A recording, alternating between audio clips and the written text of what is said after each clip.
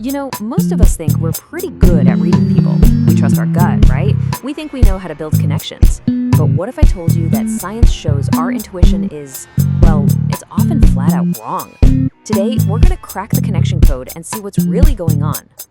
So think about magicians. We kind of assume they're masters of psychology, that they have this secret insight into how our minds work. But what if that so-called expertise is just another illusion, just part of the act? Well, some researchers decided to put that very idea to the test. For like 100 years, people have believed in something called the insight hypothesis. It's this idea that because magicians perform so much, they must develop this deep, almost psychic understanding of their audience. I mean, it makes sense, doesn't it? But scientists weren't so sure. So here's what they did. They showed a group of really experienced magicians a simple trick. A performer guesses a number someone in the audience is thinking of. But here's the twist. It was all about the odds. How hard was that number to guess? The magicians had to predict how the audience would react to two different versions. In one, the guess is a number between 1 and 4. Pretty easy, right? In the other, it's between 1 and 10,000. The magicians were totally convinced that the 1 in 10,000 guess would blow people's minds way more than the 1 in 4 guess. But here's the crazy part. When they ran the experiment with a real audience, the results were stunning. People were equally impressed by both tricks. It turns out that wow, how they do that feeling was exactly the same whether the odds were 1 in 4 or 1 in 10,000. The expert magicians, they completely misjudged their own audience. And this gets at something huge that goes way beyond magic tricks. See, the magicians weren't using some special insight. They were just projecting their own logical way of thinking onto everybody else. And guess what? We do the exact same thing. Relying on our gut feeling about what other people want, it can give us this totally false sense of knowing what's going on. So this illusion of insight, as they call it, is the root of the first major myth of connection we really need to bust. And that's the deeply flawed idea that we can actually guess what other people want from us. In dating, this shows up as trying to be, broadly appealing, sanding off all your interesting edges so you don't turn anyone off. But the reality is that almost never works. The best strategy is actually to be a little bit polarizing. Be super specific about who you are, because that's what attracts the right people and, just as importantly, pushes away the wrong ones. This idea is perfectly captured by what one dating expert calls the handcuff rule. So this guy, he put a picture of leather handcuffs on his dating profile. Now, did that probably reduce his total number of matches? Oh, for sure. But it dramatically boosted the quality and the compatibility of the matches he did get, because it sent a loud, clear signal to the exact kind of person he was looking for. And this same wrong-headed intuition leads us straight into our next myth.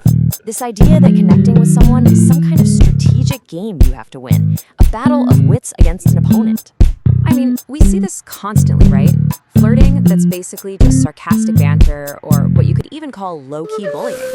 People think it's witty, but really it's just a defensive wall. That's not real connection. It's just a strategy to avoid the one thing a real bond absolutely needs: vulnerability. Okay, so here's the biggest mindset shift you can possibly make. Stop treating dating like it's a war and start treating it like a team sport. You and the other person, you're not enemies. You're teammates, exploring if you can work together toward a common goal. And that takes honesty and openness, not strategy and games. So instead of playing games, genuine rapport is built on simple, powerful things. Like when you repeat a few of their exact words back to them, you're not just being a parrot. You're sending a signal that says, hey, I'm really listening to you. Subtly mirroring their posture creates this subconscious feeling of being in sync. And giving specific compliments shows you're actually paying attention. These aren't tricks. They're just ways to make someone feel truly seen. And if you can actively build rapport, well, that leads us to our final myth. This idea that attraction is just this passive, mysterious force, something that either happens to you or it doesn't. Let's be real. The modern dating world is a brutal numbers game. To put it in perspective, one user who tracked all his data found his success rate was this low. When you're facing odds like that, just sitting back and waiting for attraction to magically appear is a losing strategy. You have to be intentional. The good news is, a lot of this is actually in your control. For instance, physical fitness is maybe the highest return investment you can make, not just because of how you look, but because it signals things like discipline and self-respect. And on dating apps, the results aren't even linear. A tiny 5% improvement in your appeal can literally double your matches. It's wild. And get this, it's not just about your looks. Perception itself can be shaped.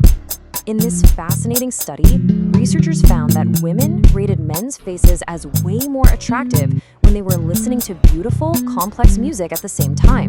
The music was actually changing how attractive they found the men to be. What the researchers are basically saying is that this stuff happens under the radar unconsciously. The environment around you can literally influence who you choose as a partner. This is solid proof that attraction isn't some fixed thing. It's a perception, and you can actively shape it. So what's the big takeaway here? From magicians getting it wrong to music literally changing attraction, it all points to one powerful shift we need to make in how we approach connecting with people. First off, you have got to test your assumptions. Just like those magicians, you have to accept that your gut instinct about what other people want is probably wrong. So stop guessing. Start experimenting. Pay attention to what actually works in the real world. Second, lead with vulnerability. Just drop the armor, okay? Let go of the sarcastic, defensive mindset. Connection is not a battle. It's a team sport, and it can only happen when you're brave enough to be honest about who you really are. And finally, be intentional. Stop letting your relationships just sort of happen to you. Actively design the connections you want to have. That means working on yourself, creating the right environment, and being super clear about what you're looking for. At the end of the day, building better relationships isn't about learning some secret magic trick. It's about making a conscious choice, a shift from relying on the illusion of knowing what's going on to embracing the real power of intention. And that's a change anyone can start making right now.